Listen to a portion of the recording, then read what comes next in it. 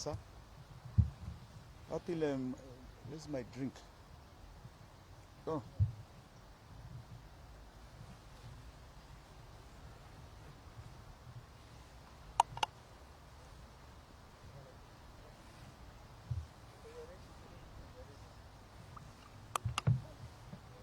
This one. Good.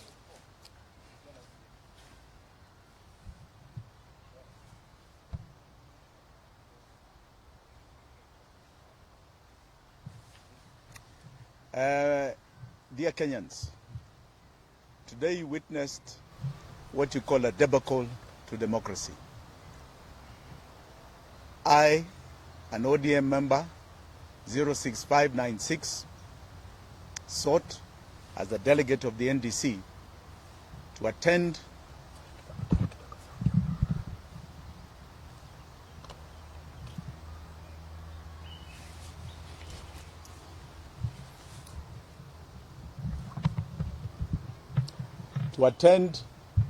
my party's Delegates Congress.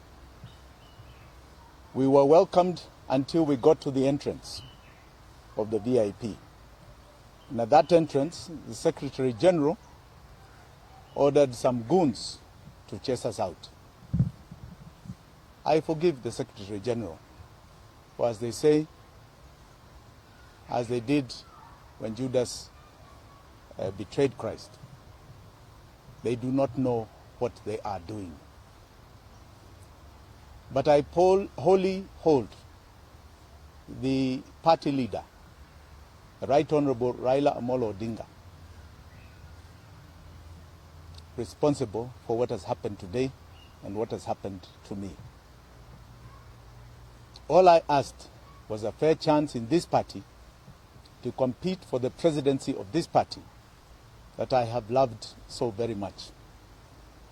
Their answer has been kicks and blows throughout, as demonstrated today. Raila Odinga, I thank you very much for the kicks and blows you have shown me. This is your thank you to the many years of a relationship we have had. You are not the Democrat you pretend to be. We are witnessing in this country the return of autocracy, the serious return to autocracy. Two families have decided there's no space for any other Kenyan in terms of leadership. There's no space in any other manner, the democratic space, other than their two families. Today you have witnessed it openly and clearly. I want to warn my fellow party members that what you have witnessed today is happened at the very top echelon of the party. Those who are vying for MCA seats, those who are vying for MP seats, those who are vying for governor and senator and women rep, I want to assure you it will be replicated at your levels. You are going to be herded in and shown what I was shown today. Democracy is a thing of the past. Raila Odinga, thank you very much for starting the steps towards a new dictatorship. We will not allow you. Kenya is for everybody. We will not allow you. As I said some time ago, this is not the Raila Odinga I knew. The Raila Odinga I have witnessed since 2018, after the handshake, is not the Raila Odinga I have known for many, many years. I want people to note that I've known him since 1991. This is a Raila Odinga intoxicated by power. I don't know what has happened, but all I can safely say is that my relationship with him, at least in the political space, is seemingly over. I, from today, have been shown the door by ODM. I have been kicked, and I say asante sana, asante ya punda ni mateke. In the not too distant future, this coming week, I'll be announcing my direction in my quest for the presidency. Raila Odinga, you have advertised yourself. You have shown the country and the world who you truly are. My fault, I believe, is that I come from a region that you are not tolerant to. I have tried to practice very clearly national politics. I have not even campaigned from the region that I come from. I have stood out and said I want to be seen as a national leader that comes from Mount Kenya. What I have witnessed today is that the kicks and blows have primarily got nothing to do with anything else other than the fact that I'm contesting against him, and I come from a region that he is not tolerant to. I ask that region, you have seen the way they have treated me, even when I myself have given my life for him. I ask you today to reject this man that is being brought to you as a project by an outgoing president that is unpopular. Uhuru Muigai Kenyatta has desecrated the very fiber of the country that he inherited from Mwai Kibaki. He wants to continue in power through Raila Amolo Odinga. He wants somehow to seek a third term. This is not about Raila, it is about Uhuru Muigai Kenyatta. Uhuru Muigai Kenyatta, the constitution is very clear. You have a term, and that term is spelled out in the constitution. It ends August 9th this year. It's now time for you to say kwaheri, not send people to destroy democracy, not try and perpetuate your rule beyond August 9th. Kenyans, stand up. This is your time to stand up and clearly tell these two people, these two individuals, Raila Amolo Odinga and Uhuru Muigai Kenyatta, that they better go home. Show them at the ballot that it is time, their time is over, and they must go home. We retire them, we will breathe fresh air in this nation. Fresh air, I can guarantee you. Thank you very much.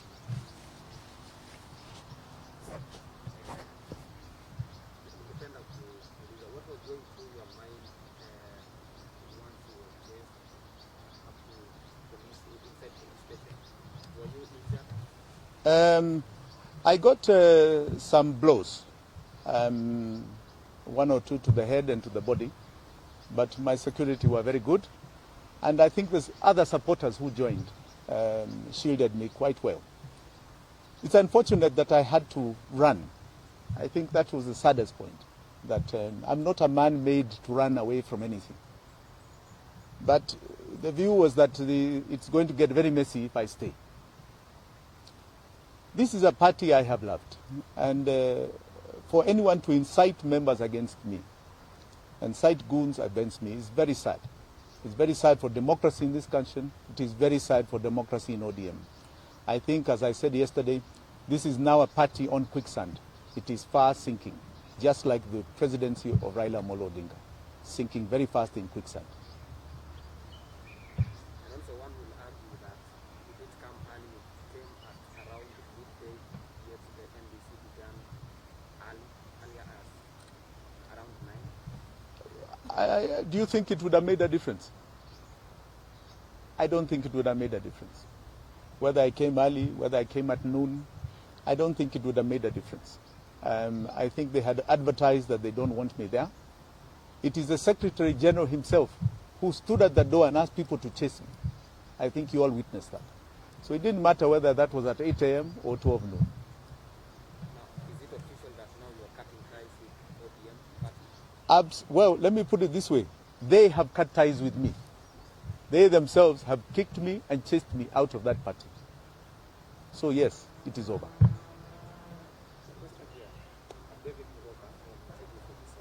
Yesterday during the ODM National Governing Council, and actually today during the Delegates Convention, the ODM party has reiterated that only 2 members have submitted their applications to vie for the party's ticket. That is Governors William Ruto and Hon Raila Odinga. Had you yourself tendered a formal application? I went to the party offices in September last year because that notice of the NEB asking for presidential aspirants ended in February. And they ended saying they are suspending not closing. When I went in September, they said they are opening it up. It is a matter of time. So I submitted my interest in writing. I put forward that I'm prepared to fill in all the documents, and I even offered to pay them a check of 1 million shillings so that I am a proper applicant. They assured me they were going to open it up, even said categorically that the party leader himself had not put in an application. So how did he now become the presidential candidate of the party? I think there are different rules for different people in this party. And I think that's what you can see is demonstrated.